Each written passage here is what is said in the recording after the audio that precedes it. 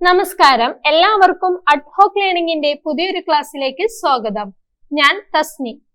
Kerala PSCയുടെ 65ാം വാർഷികത്തിനോടനുബന്ധിച്ചുള്ള PSC ബുള്ളറ്റിന്റെ വിശേഷാൽ പതിപ്പ് 2024 നമ്മൾ പഠിച്ചുകൊണ്ടിരിക്കുന്നത്. കഴിഞ്ഞ 35 വർഷത്തെ PSC പരീക്ഷകളിൽ ആവർത്തിച്ചു വന്ന പൊതുവിജ്ഞാന ചോദ്യങ്ങൾ, 5000 കറണ്ട് അഫയേഴ്സ്, 400 പ്രസ്താവന ചോദ്യങ്ങളുമാണ് നമ്മൾ പരിചയപ്പെടുന്നത്. കഴിഞ്ഞ ക്ലാസ്സിൽ നമ്മൾ നിയമസഭയുമായി ബന്ധപ്പെട്ട ചോദ്യങ്ങളാണ് പഠിച്ചുകൊണ്ടിരുന്നത്. നമുക്കിന്ന് അതിന്റെ ബാക്കി ഭാഗത്തിലേക്ക് കടക്കാം. ധനവിനിയോഗ ബില്ല് പാസ്സായ ശേഷം അതൊരു മണിബില്ലാണെന്ന് ആര് സർട്ടിഫൈ ചെയ്ത ശേഷമാണ് ഗവർണറുടെ അനുമതിക്കായി അയക്കുന്നത്? സ്പീക്കർ. ധനവിനിയോഗ ബില്ല് പാസ്സായ ശേഷം അതൊരു മണിബില്ലാണെന്ന് സ്പീക്കർ സർട്ടിഫൈ ചെയ്ത ശേഷമാണ് ഗവർണറുടെ അനുമതിക്കായി അയക്കുന്നത്. സാധാരണയായി ബജറ്റിനൊപ്പം എത്ര മാസത്തെ ചെലവുകൾക്കുള്ള വോട്ട് ഓൺ അക്കൗണ്ട് ആണ് ധനമന്ത്രി അവതരിപ്പിക്കുന്നത്? 4 മാസം, ഏപ്രിൽ ടു ജൂലൈ. സാധാരണയായി ബജറ്റിനൊപ്പം 4 മാസം, ഏപ്രിൽ, മെയ്, ജൂൺ, ജൂലൈ എന്നീ മാസങ്ങളുടെ ചെലവുകൾക്കുള്ള വോട്ട് ഓൺ അക്കൗണ്ട് ആണ് ധനമന്ത്രി അവതരിപ്പിക്കുന്നത്. ഗവൺമെന്റ് ബില്ല് നിയമസഭയിൽ അവതരിപ്പിക്കുന്നത് ആരാണ്? മന്ത്രിമാർ. ഗവൺമെന്റ് ബില്ല് നിയമസഭയിൽ അവതരിപ്പിക്കുന്നത് മന്ത്രിമാരാണ്. അനൌദ്യോഗിക ബില്ല് നിയമസഭയിൽ അവതരിപ്പിക്കുന്നത് സഭാംഗങ്ങൾ. അനൌദ്യോഗിക ബില്ല് നിയമസഭയിൽ അവതരിപ്പിക്കുന്നത് ആരാണ്? സഭാംഗങ്ങൾ. 30 മാസ കാലാവധിയുള്ള സബ്ജക്ട് കമ്മിറ്റിയിലെ അംഗങ്ങളെ നോമിനേറ്റ് ചെയ്യുന്നത് ആരാണ്? സ്പീക്കർ. 30 മാസം കാലാവധിയുള്ള സബ്ജക്ട് കമ്മിറ്റിയിലെ അംഗങ്ങളെ നോമിനേറ്റ് ചെയ്യുന്നത് സ്പീക്കറാണ്. 2 തരം നിയമസഭാ കമ്മിറ്റികൾ ഏതെല്ലാം? 1 അഡ്ഹോക്ക്, 2 സ്റ്റാൻഡിംഗ്. 2 തരം നിയമസഭാ കമ്മിറ്റികൾ, 1 അഡ്ഹോക്ക്, 2 സ്റ്റാൻഡിംഗ്. ഒരു നിശ്ചിത നടപടി പൂർത്തീകരിക്കുന്നതിന് മാത്രമായി രൂപവൽക്കരിക്കപ്പെടുന്ന നിയമസഭാ സമിതികളുടെ പേരാണ് അഡ്ഹോക്ക് കമ്മിറ്റികൾ.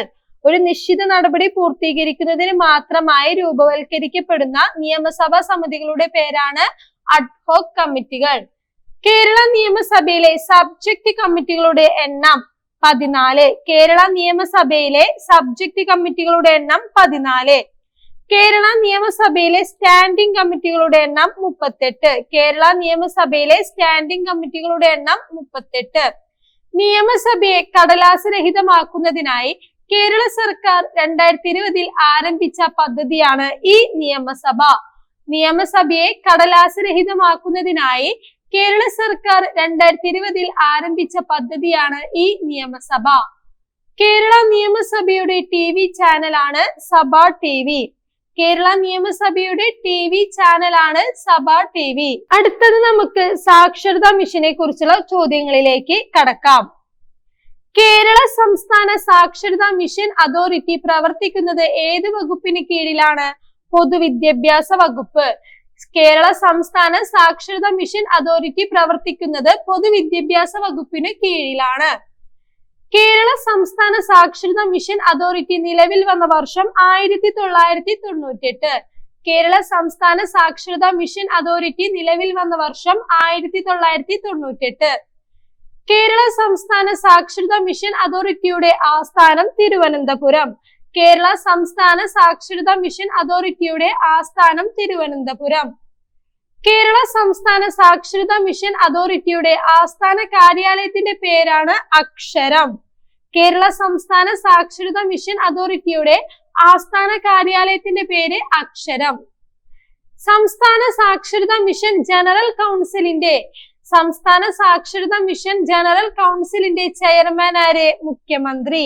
സംസ്ഥാന സാക്ഷരതാ മിഷൻ ജനറൽ കൗൺസിലിന്റെ ചെയർമാൻ മുഖ്യമന്ത്രി. സംസ്ഥാന സാക്ഷരതാ മിഷൻ ജനറൽ കൗൺസിലിന്റെ വൈസ് ചെയർമാൻ വിദ്യാഭ്യാസ മന്ത്രി.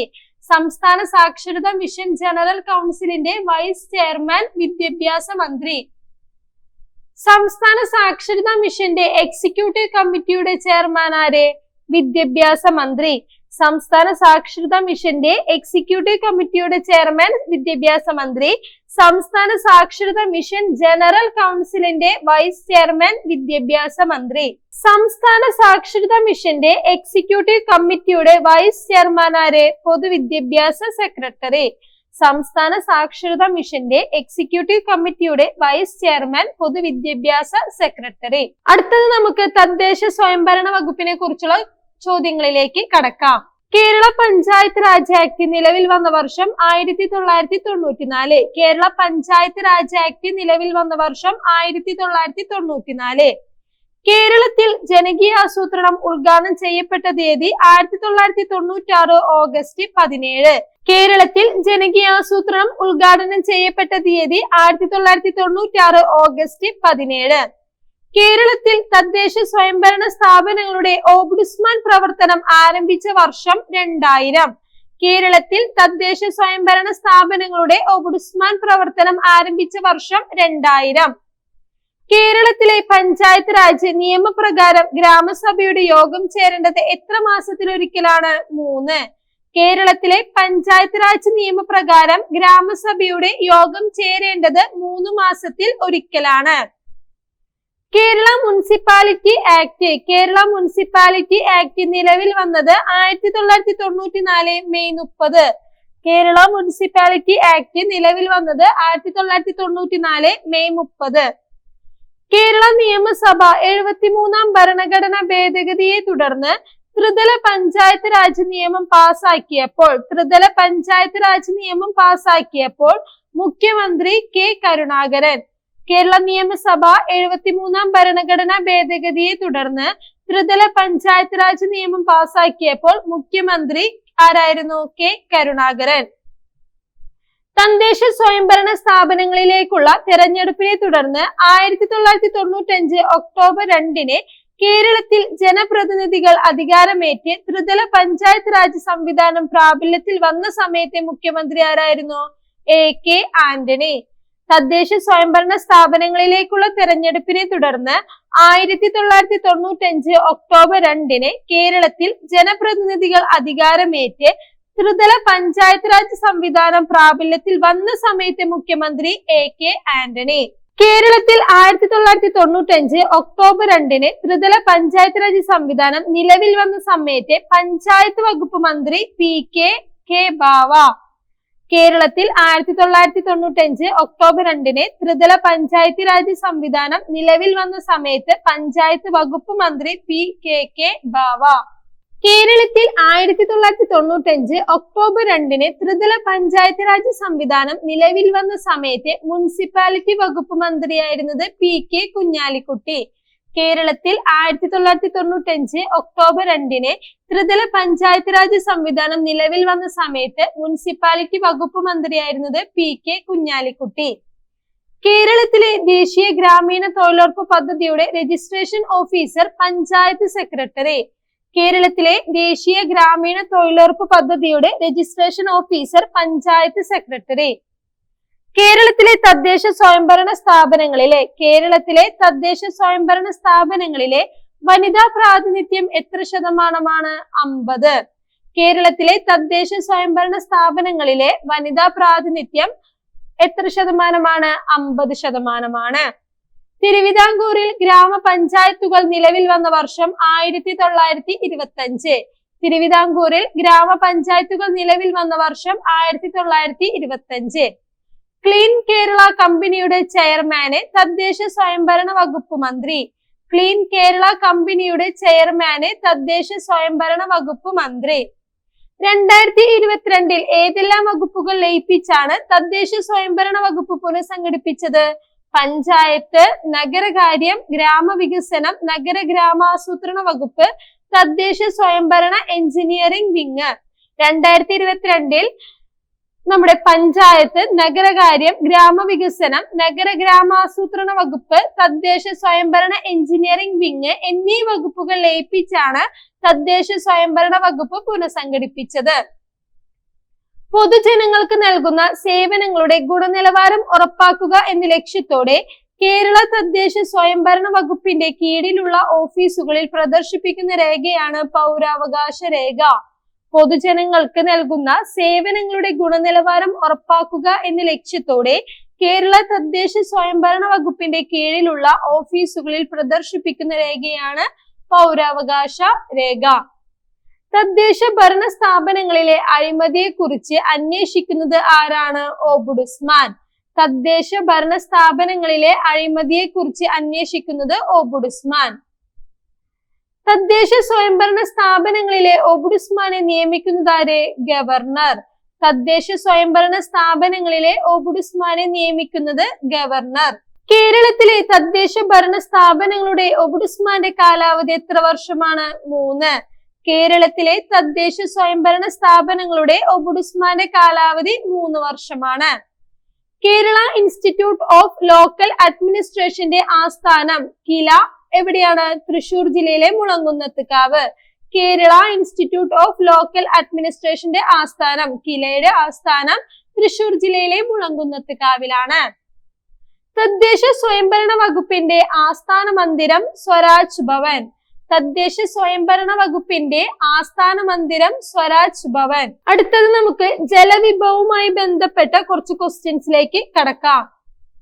കേരള വാട്ടർ അതോറിറ്റിയുടെ മുൻഗാമിയായ വകുപ്പാണ് പബ്ലിക് ഹെൽത്ത് എഞ്ചിനീയറിംഗ് വകുപ്പ്. കേരള വാട്ടർ അതോറിറ്റിയുടെ മുൻഗാമിയായ വകുപ്പാണ് പബ്ലിക് ഹെൽത്ത് എഞ്ചിനീയറിംഗ് വകുപ്പ്. കേരളത്തിൽ നടപ്പാക്കുന്ന ഗ്രാമീണ ജലവിതരണ പരിസര ശുചിത്വ പദ്ധതിയായ ജലനിധിക്ക് സഹായം നൽകുന്ന സ്ഥാപനം ലോക ബാങ്ക്. കേരളത്തിൽ നടപ്പാക്കുന്ന ഗ്രാമീണ ജലവിതരണ പരിസര ശുചിത്വ പദ്ധതിയായ ജലനിധിക്ക് സഹായം നൽകുന്ന സ്ഥാപനം ലോക ബാങ്ക്. കേരള വാട്ടർ അതോറിറ്റി നിലവിൽ വന്ന വർഷം 1984. കേരള വാട്ടർ അതോറിറ്റി നിലവിൽ വന്ന വർഷം 1984. കേരള വാട്ടർ അതോറിറ്റിയുടെ ആസ്ഥാന മന്ദിരമായ ജലഭവൻ എവിടെയാണ്? തിരുവനന്തപുരം. കേരള വാട്ടർ അതോറിറ്റിയുടെ ആസ്ഥാന മന്ദിരമായ ജലഭവൻ തിരുവനന്തപുരത്താണ്. കോഴിക്കോട് കുന്നമംഗലത്ത് ജലവിഭവ വികസന കേന്ദ്രം അഥവാ centre for water resources development and management CWRDM സ്ഥാപിതമായ വർഷം 1978. കോഴിക്കോട് കുന്നമംഗലത്ത് ജലവിഭവ വികസന കേന്ദ്രം അഥവാ centre for water resources development and management CWRDM സ്ഥാപിതമായ വർഷം 1978. കേരള ഡാം സേഫ്റ്റി അതോറിറ്റിയുടെ ആസ്ഥാനം തിരുവനന്തപുരം. കേരള ഡാം സേഫ്റ്റി അതോറിറ്റിയുടെ ആസ്ഥാനം തിരുവനന്തപുരം. അടുത്തത് നമുക്ക് ഭാഗ്യക്കുറിയുമായി ബന്ധപ്പെട്ട ക്വസ്റ്റ്യൻസിലേക്ക് കടക്കാം. ഇന്ത്യയിൽ ഭാഗ്യക്കുറി ആരംഭിച്ച ആദ്യ സംസ്ഥാനം കേരളം. ഇന്ത്യയിൽ ഭാഗ്യക്കുറി ആരംഭിച്ച ആദ്യ സംസ്ഥാനം കേരളം. കേരളത്തിൽ ലോട്ടറി ആരംഭിച്ച വർഷം 1967 നവംബർ 1. കേരളത്തിൽ ലോട്ടറി ആരംഭിച്ച വർഷം 1967 നവംബർ 1. കേരള ലോട്ടറിയുടെ ആദ്യ നറുക്കെടുപ്പ് നടന്നത് 1968 ജനുവരി 26. കേരള ലോട്ടറിയുടെ ആദ്യ നറുക്കെടുപ്പ് നടന്നത് 1968 ജനുവരി 26. ആദ്യ കേരള ലോട്ടറിയുടെ ടിക്കറ്റ് വില 1 രൂപ. ആദ്യ കേരള ലോട്ടറിയുടെ ടിക്കറ്റ് വില 1 രൂപ. കേരളത്തിൽ ലോട്ടറി ആരംഭിച്ച ധനമന്ത്രി P.K. കുഞ്ഞ്. കേരളത്തിൽ ലോട്ടറി ആരംഭിച്ച ധനമന്ത്രി P.K. കുഞ്ഞ്. ലോട്ടറികളുടെ മാതാവ് എന്നറിയപ്പെടുന്നത് കേരള ലോട്ടറി. ലോട്ടറികളുടെ മാതാവ് എന്നറിയപ്പെടുന്നത് കേരള ലോട്ടറി. ആദ്യ കേരള ലോട്ടറിയുടെ സമ്മാനത്തുക 50,000 രൂപ. ആദ്യ കേരള ലോട്ടറിയുടെ സമ്മാനത്തുക 50,000 രൂപ. മാരക രോഗങ്ങളാൽ ദുരിതം അനുഭവിക്കുന്ന രോഗികൾക്ക് സാമ്പത്തിക സഹായം നൽകുന്നതിന് കേരള സർക്കാർ പ്രഖ്യാപിച്ച ഭാഗ്യക്കുറിയാണ് കാരുണ്യ. മാരക രോഗങ്ങളാൽ ദുരിതം അനുഭവിക്കുന്ന രോഗികൾക്ക് സാമ്പത്തിക സഹായം നൽകുന്നതിന് കേരള സർക്കാർ പ്രഖ്യാപിച്ച ഭാഗ്യക്കുറിയാണ് കാരുണ്യ. അടുത്തത് നമുക്ക് പോലീസുമായി ബന്ധപ്പെട്ട കുറച്ച് ക്വസ്റ്റ്യൻസിലേക്ക് കടക്കാം. തിരുവിതാംകൂർ പോലീസിന്റെ പിതാവ്. തിരുവിതാംകൂർ പോലീസിന്റെ പിതാവ് എന്നറിയപ്പെടുന്ന തിരുവിതാംകൂറിലെ ആദ്യ പോലീസ് സൂപ്രണ്ടാണ് O.M. ബെൻസിലി. തിരുവിതാംകൂർ പോലീസിന്റെ പിതാവ് എന്നറിയപ്പെടുന്ന തിരുവിതാംകൂറിലെ ആദ്യ പോലീസ് സൂപ്രണ്ടാണ് O.M. ബെൻസിലി. കേരളത്തിലെ ആദ്യത്തെ കമ്പ്യൂട്ടർ വൽകൃത പോലീസ് സ്റ്റേഷനായ പേരൂർക്കട ഏതു ജില്ലയിലാണ്? തിരുവനന്തപുരം. കേരളത്തിലെ ആദ്യത്തെ കമ്പ്യൂട്ടർ വൽകൃത പോലീസ് സ്റ്റേഷനായ പേരൂർക്കട തിരുവനന്തപുരം ജില്ലയിലാണ്. ഇൻസ്പെക്ടർ ജനറൽ എന്ന സ്ഥാനപ്പേരോടെ തിരുവിതാംകൂർ പോലീസ് സേനയുടെ തലവനായ ആദ്യ വ്യക്തിയാണ് ഖാൻ സമദ് അബ്ദുൽ കരീം. ഇൻസ്പെക്ടർ ജനറൽ എന്ന സ്ഥാനപ്പേരോടെ തിരുവിതാംകൂർ പോലീസ് സേനയുടെ തലവനായ ആദ്യ വ്യക്തിയാണ് ഖാൻ സമദ് അബ്ദുൾ കരീം. IG റാങ്കോടെ കേരളത്തിൽ പോലീസ് മേധാവിയായ ആദ്യ വ്യക്തിയാണ് ചന്ദ്രശേഖരൻ നായർ. IG റാങ്കോടെ കേരളത്തിൽ പോലീസ് മേധാവിയായ ആദ്യ വ്യക്തി Chandrasekharan Nair. Director general of police എന്ന പദവിയോടെ കേരളത്തിൽ പോലീസ് മേധാവിയായ ആദ്യ വ്യക്തി D അനന്തശങ്കര അയ്യർ. വർഷം 1981.